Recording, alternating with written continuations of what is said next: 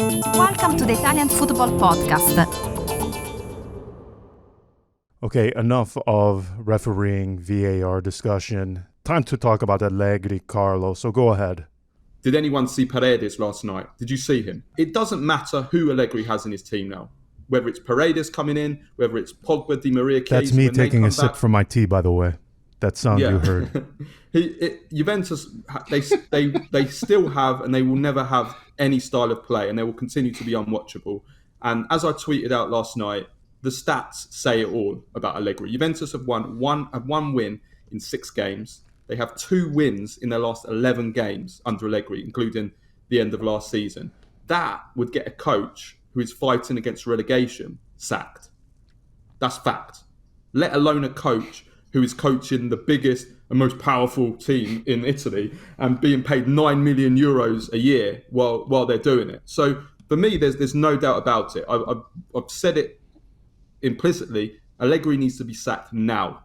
Enough is enough. Sack him before the game against Benfica, because he's turned Juventus into a complete joke. They're a banter club now. I mean, I'll give you even BT Sport, who are the mainstream media, the official broadcasters of Serie A in England, right? This is the mainstream. Now, mainstream media, and this is a reason why people love to listen to our pod, is because we can say what we want on this pod. We can be... And we do. And we do. Just listen to the effing and blinding of me and Nima just 5 minutes ago.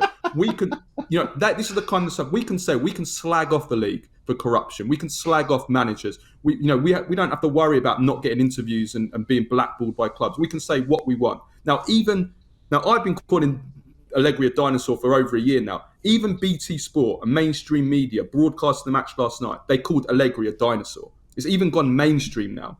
This is how much of a laughing stock that Allegri has turned Juventus into. So, yeah, I'll take a breather now, but that's my first bit, that he has to be sacked now. No, I don't think he should be sacked, but I do think that was a dreadful game. It was an unforgivably poor performance by Juventus and Allegri, and I think he really needs to be ashamed of himself. This is simply not good enough. I don't want to take anything away from Salernitana. I thought they were good, but Juventus and Allegri has failed this so far this season. It's as simple as that.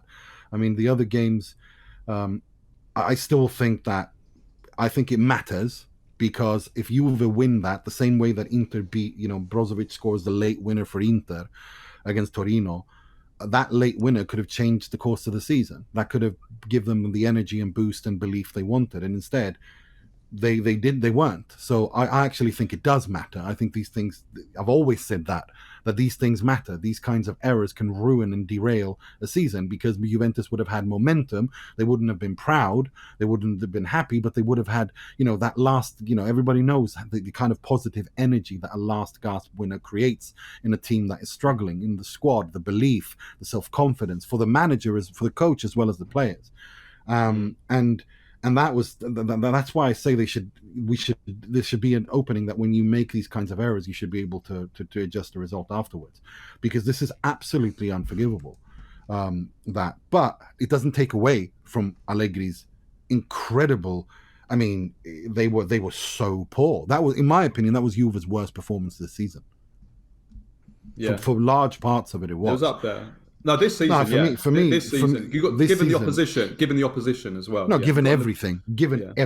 I think it was a horrible performance from start to finish. I like they started showing a bit energy and anger after going 2-0 down, but that they had a good start to the second half, and then it just went flat again, and then they had that rally in injury time. Yeah, but that to me is it's unacceptable. This is not good enough. I mean, I've always consistently said last season is year 0, this is year 1. Well, he's playing this is -1. He's regressing. This is regression. Perfectly aligned with his dinosaur. No, this is regression. Description. And when you have regressions, when you have a regression like this, you have to ask serious questions. Yeah, you have to. I mean, the thing is, I don't see why they shouldn't sack him, because I mean, some people will say that it's going to be costly to sack Allegri, and it's true. And replace him with who? He has 2.5. Well, I'll get to that. He has 2.5 years of his £36 million euros contract left. So it will cost Juve over 20 million to sack him plus taxes. So work that out. John is the bank man here, so he can work out. He's the banker.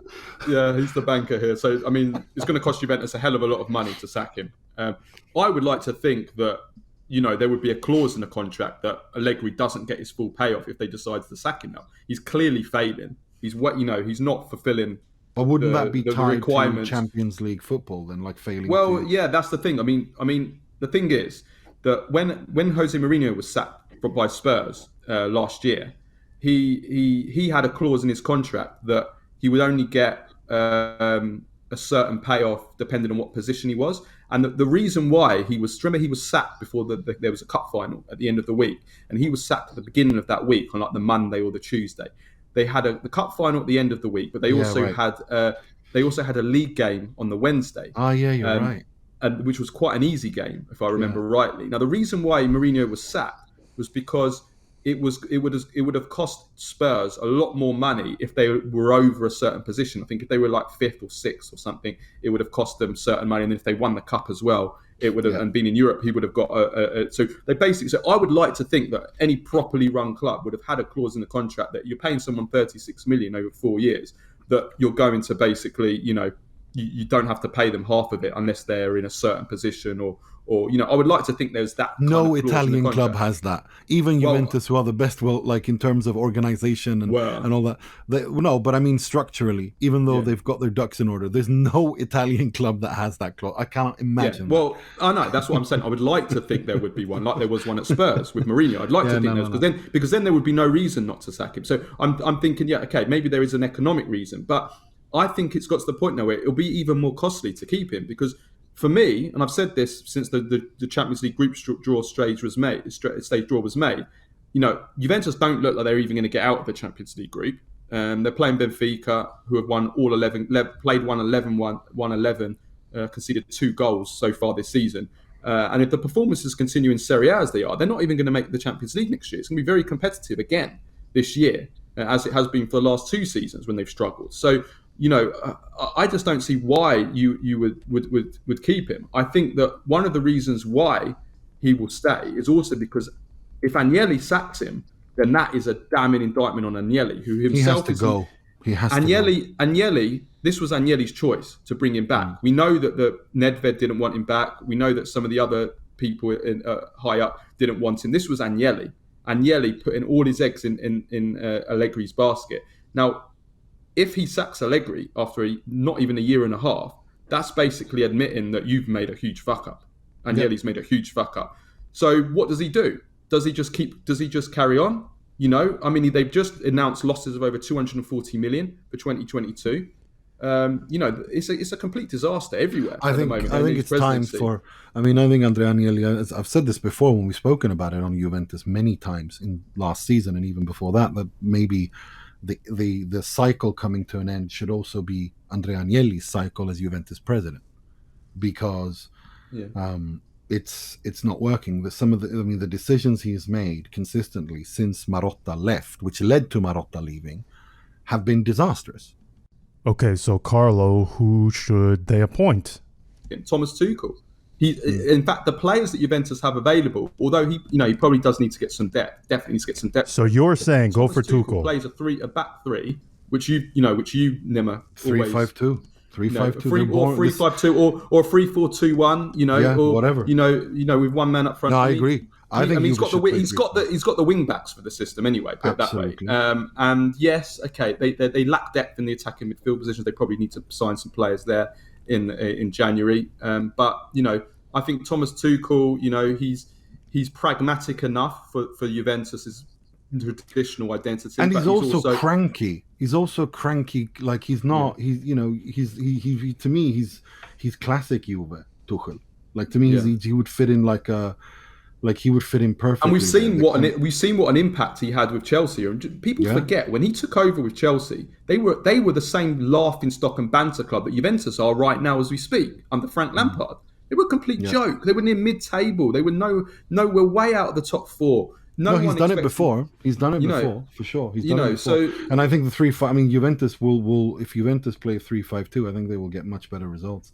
And I think he's the right person to as well. He's done this before. He's walked into a big club that's. Well, yeah, he can handle in the a disaster. personalities. He can handle the pressure. I mean, if he's been at PSG, I mean, look, if you've coached those clubs, PSG, Chelsea, you can handle Juve.